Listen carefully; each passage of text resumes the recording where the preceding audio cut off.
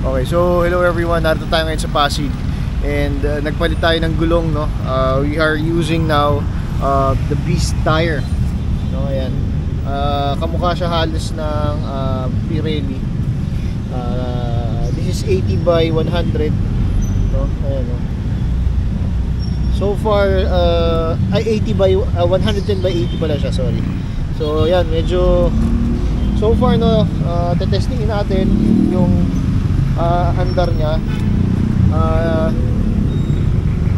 Kasi before ang gamit ko yan yung Corsa Platinum S, yung parang ATV type na gulong. So ngayon naka na tayo.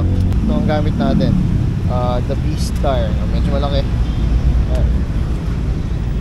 Beast. Okay. Ayun, Beast Flash sa ating Honda Click. So pauwi na kami ni Mayan ngayon. Try natin, testing natin yung gulong. Okay.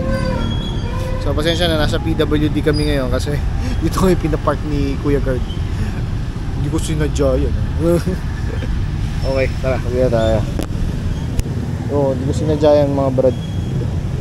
Diyan kami pinapark ni Kuya Guard kasi walang parking na available.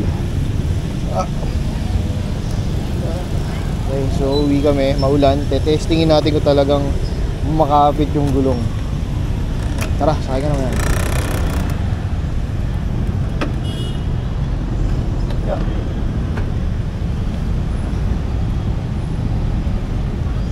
Okay, sakay. Let's go.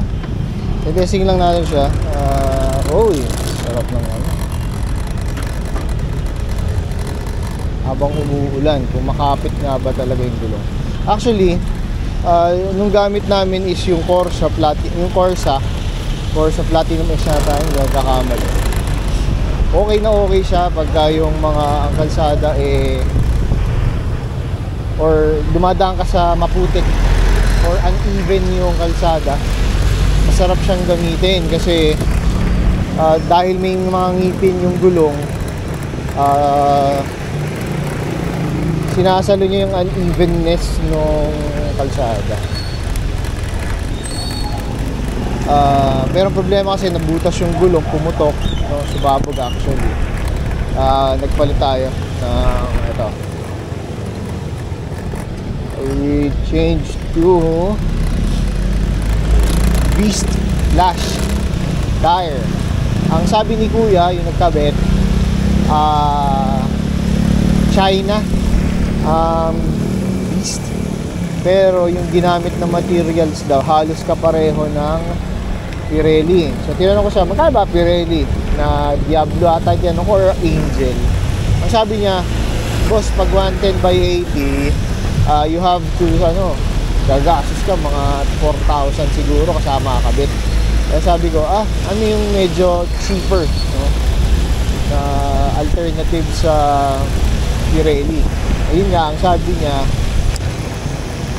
mare-recommend niya ang Beast kasi daw, although hard yung compound na ginamit, pagdating sa basa, makapit daw yung gulong. Okay, so tayo natin, test drive lang tayo. Okay, so far, no, nasa medyo asfalto tayo. I can feel na parang kapit ng gulong, no? Diba? Ayun. Pero hindi ko nararamdamang maalog ang likod kasi nga syempre nanggaling ako from Corsa. Ngayon mas smooth, no? Mas malambot. Tapos ang tire tire gauge 29, no? Ayun yung sabi ni Kuya, yun ang suggested tire pressure. Madalas pagka sa gulong ko sa likod naka 30 ako, 31. 29 lang daw pwede. Okay. So far, so good, no? Uy, makapit ang gulong pagka nagbe-brake tayo. Ito lang ata ang brake na makapit. Wow! Okay. Smooth.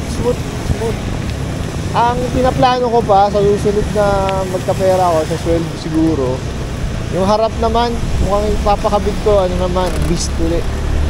I-testingin natin, magsabay sila. oo, sa ngayon, parang goods, no? May nararamdaman ka ba may ano? Alog? Maalog yung likod? Hindi. Okay. So, wipe check. Ang sabi ng misis ko, di daw maalog ang likod while driving. Kasi pagka nakaangkas na siya, tawag doon, gumagalaw yung ano ko, yung likod. Pero so far, hindi. Smooth na smooth tayo.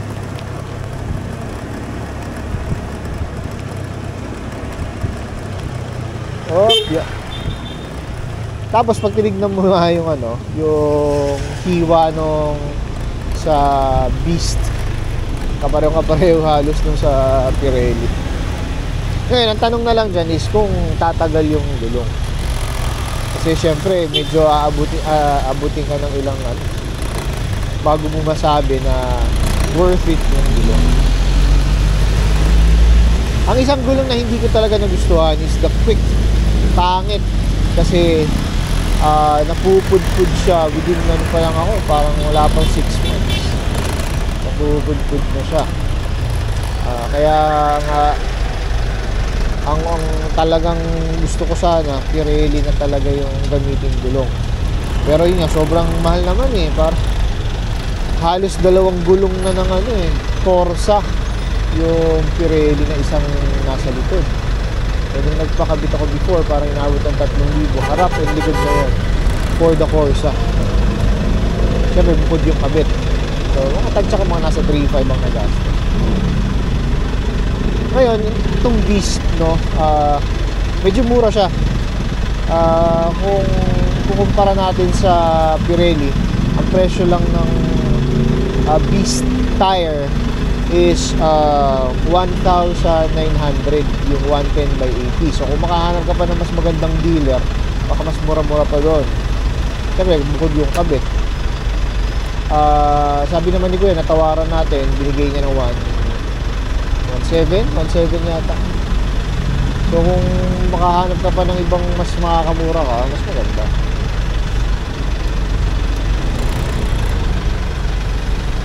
Yung isang napansin ko, tumaas tayo kasi naka 110/80. Although yung Corsa, alam ko 110/80 din yun eh. Medyo nakatingkayad na tayo ngayon. Yun lang naman yung isang napansin ko. Kasi doon sa Corsa, medyo nakalapat yung paa. Ngayon talaga medyo nakatingkayad tayo.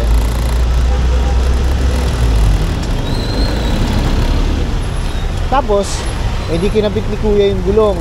Hinawakan ko, malagkit yung gulong, no? So para siyang ano, para siyang soft, no? Pero ang nakalagay doon sa description niya, hard yung ano, hard yung tire. Sana pag natanggal yung coating, malaman natin kung soft pa din siya. Kung gusto mo malaman yung ano, kailangan pudpurin mo kasi yung ano, yung parang linya sa mga gulong. Pag bagong bili, may line, no? That is a parang ano yun eh, pinapakita sa'yo na may coating pa yung gulong. So kailangan mong i-brake, gamitin mo ng gamitin hanggang mapudpud yung kulay na yun. Doon mo malalaman yung totoong softness or hardness ng gulong. Kasi so dito habang malakas ang ulan, nakikidlat eh, matetest natin itong Beast tire, no? Kaya naman medyo matubig talaga yung kalsada, pero so far no, hindi tayo nag-i-skid. Tapos suwabe lang yung andar natin kahit medyo may times na mabato, no? Ay papaano, smooth lang tayo. Kaya talaga yun, bahang baha. Kasi usually kasi pagka hard compound yung gulong, ano na agad eh, dumudulas agad pagka ganitong kabasa, no? Pero sa ngayon di pa tayo na dudulas. Huwag naman sana. Medyo makapit yung gulong talaga, oh. Nararamdaman ko naman. Ang lakas ng kapal ng ano. Masamba. Oh.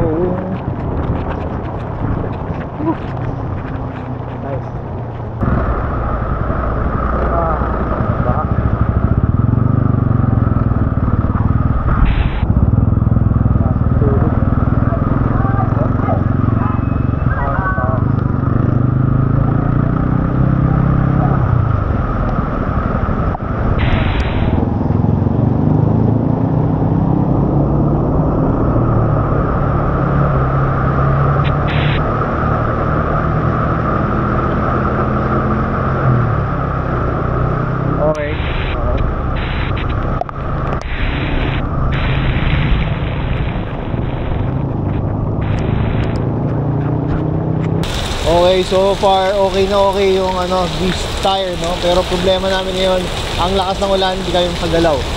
Makaalis dito. Inisip ko lang ano, sumalon eh. Wala yun. Not moving ang mga sasakyan. Pero so far, kahit ganito ka sama ang weather, okay na okay yung gulong. So siguro I will end the video here, kasi hindi naman tayo makakapag-video pa past this point kasi sobrang lakas talaga ng ulan. And